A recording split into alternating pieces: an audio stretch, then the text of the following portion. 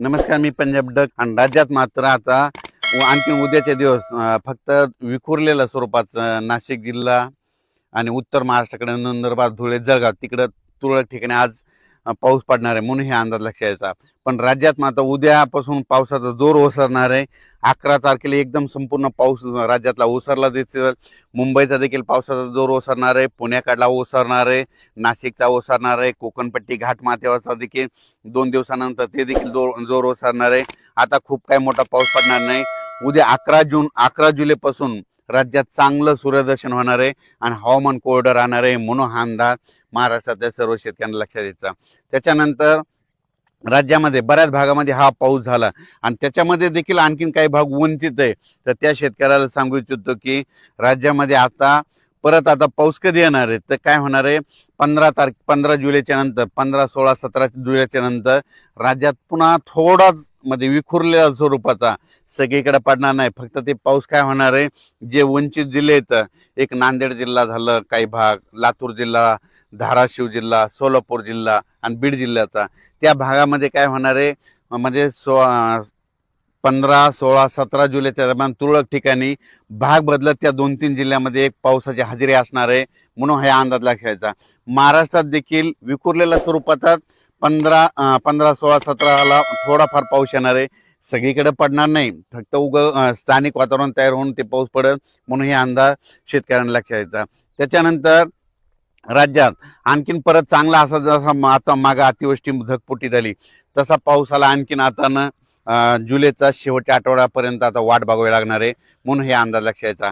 आता ज्यांच्याकडे सोयाबीन असेल तर त्यांनी काय करायचं, आता जमिनीमध्ये ओल भरपूर आहे, 10-12 दिवस झाले असेल तर तुम्ही तुमचं तणनाशक फवारू शकता, कीटकनाशकाच्या फवारणी करू शकता, डवरणी वखरणी करू शकता म्हणून शेतीची कामे करून घ्यावी.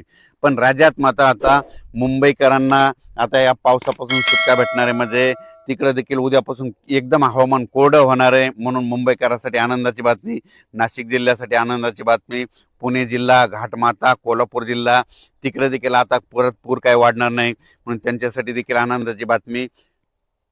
हे जे लो प्रेशर होतं, हे लो प्रेशर गुजरातकडे जाणार आहे. गुजरातमधून काय होणार आहे, इंदोर मध्य प्रदेशकडे जाणार आहे. मध्य प्रदेशकडून काय होणार आहे, उत्तर प्रदेशकडे जाणार आहे. उत्तर प्रदेशकडून इकडं नेपाळ ह्या तिकडं जाईल आणि तिकडं स्थिरावं, पण त्याला स्थिरावायला आणखीन 4 दिवस लागतात. मग जवळपास 12 तारखेपर्यंत जोपर्यंत शांत होत नाही तोपर्यंत आपल्या इकडे महाराष्ट्रामध्ये जवळपास 12 तारखेपर्यंत आता उद्यापासून आजपासून चांगलं वारं सुरुवात होईल आणि ते शांत होऊस तर परत पुन्हा काही आता एखादी प्रणाली तयार होत नाही म्हणून हे अंदाज लक्षात द्यायचा. म्हणजे आता राज्यात मात्र उद्या 11 तारखेपासून सगळीकडं चांगलं हवामान कोरडं राहणार आहे म्हणून हे अंदाज लक्षात द्यायचा. फक्त 15, 16, 17च्या दरम्यान परत एकदा पावसाळी वातावरण तयार होईल, पण तो इतका पाऊस असा जोराचा पडणार नाही, फक्त तुरळक भागातच विखुरलेल्या स्वरूपाचा ते असणार आहे म्हणून हे अंदाज लक्षात द्यायचा. चांगल्या पावसासाठी जुलैच्या शेवटच्या आठवड्यापर्यंत वाट पाहावी लागणार आहे म्हणून हे अंदाज देखील सर्व शेतकऱ्यांनी लक्षात घ्यावा. सोशल मीडियातून काय व्हायला थोडे अफवा पसरत आहेत की परत आता पाऊस येणार नाही.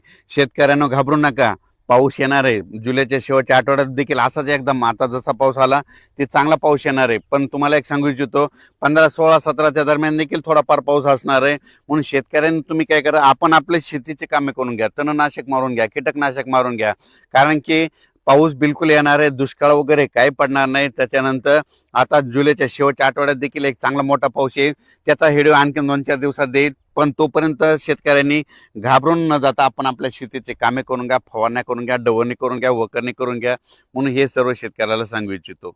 ह्या पावसातून देखील महाराष्ट्रामध्ये काही तालुक्यामध्ये 10-15 गावं, 5-7 गाव असे वंचित राहिलेले आहेत. सोलापूर जिल्ह्यातले, लातूर जिल्ह्यातले, बीड जिल्ह्यातले, तिकडं नांदेड जिल्ह्यातले, परभणी जिल्ह्यातले, पालम ह्या परिसरातले त्या भागातल्या शेतकऱ्याला सांगू इच्छितो, आज देखील आज 9 जुलै, 10 आणि 11 ह्या 3 दिवसात देखील काय होणार आहे, विखुरलेल्या स्वरूपाचा पाऊस पडणं तुम्हाला पडू शकतो म्हणून हे अंदाज लक्षात यायचा.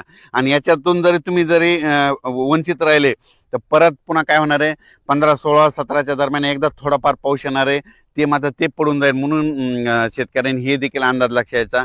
त्याच्यातून जर उरले तर परत एकदा जुलैच्या शेवटच्या आठवड्यात पाऊस येणार आहे. दुष्काळ वगैरे काय पडणार नाही. मी म्हटलं ना, यावर्षी शेतकऱ्यासाठी चांगलं साल राहणार आहे, पिकं चांगले येणार आहेत. आणि हे पाहू शकता, हे माझ्या स्वतःचं शेतातलं आहे.